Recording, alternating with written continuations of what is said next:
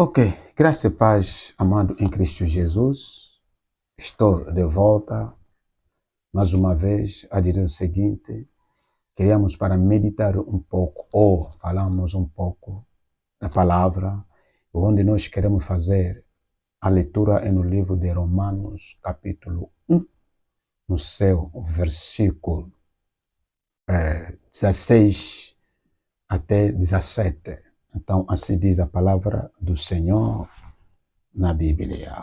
Porque não me envergonho do Evangelho de Cristo, pois é o poder de Deus para a salvação de todo aquele que crê, primeiro do judeu e também do grego.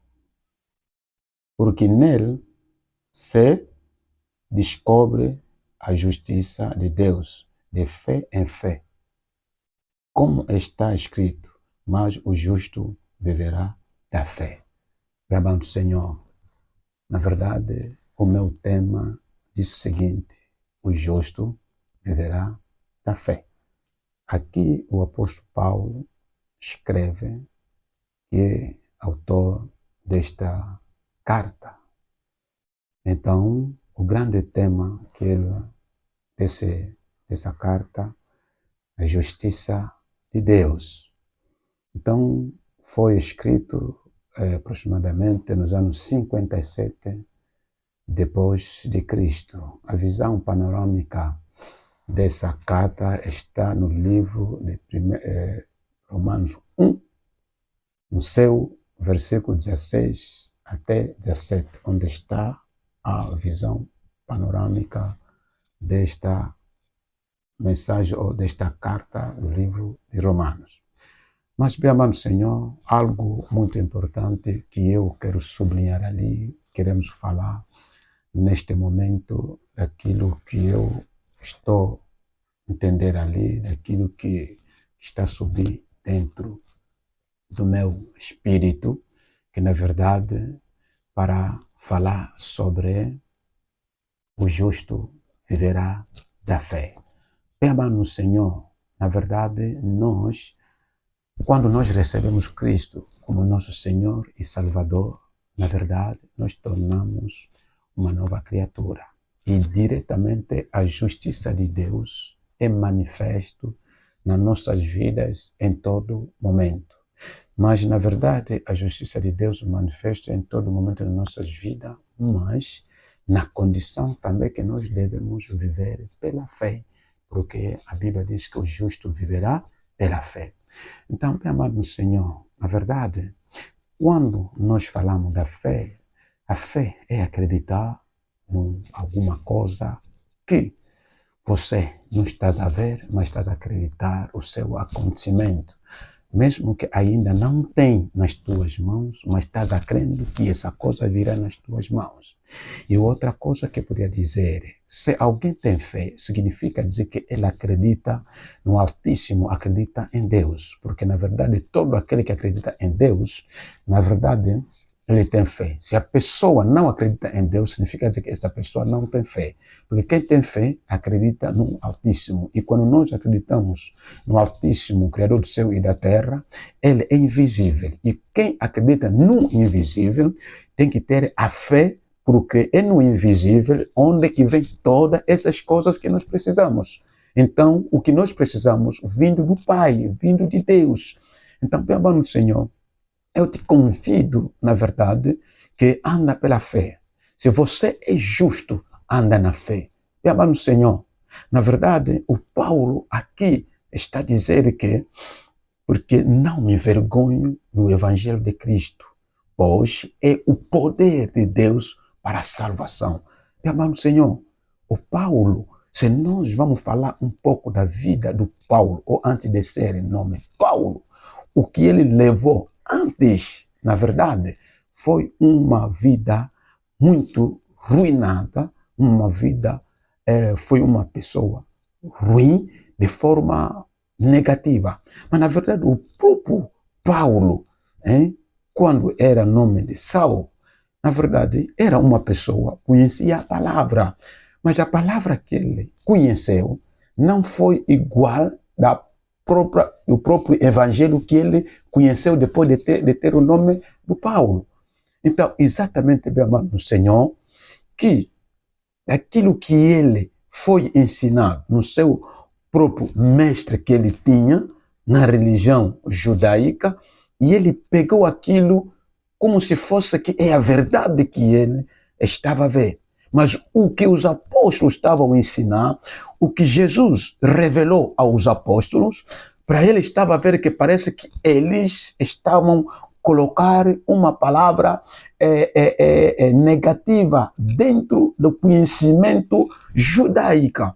Mas, afinal de contas, era simplesmente um esclarecimento que faltava para o Paulo entender o evangelho dos apóstolos e o evangelho, a palavra dele que ele conheceu como Saulo.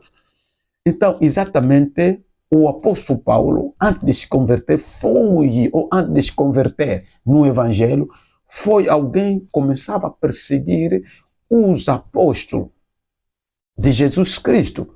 Mas depois, na história, que Jesus encontrou-se com o próprio Paulo e que lhe dizia o seguinte: Paulo, Saulo, Saulo, por que me persegues? Lembra do Senhor? Então, na verdade, o Paulo recebeu Cristo. Então, quando Paulo agora recebe essa verdade, entendeu que, afinal de contas, o evangelho, para ele, ninguém pode... Ele disse que não me vergonho. Ele não podia dizer que... Ele estava dizendo que não posso sentir vergonha de pregar esse evangelho.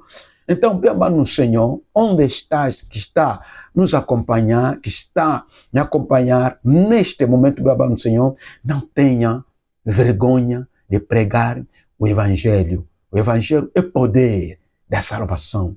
Meu amado no Senhor, se nós vamos pregar o evangelho, haverá salvação na sua vida, na minha vida, na vida de muitas famílias.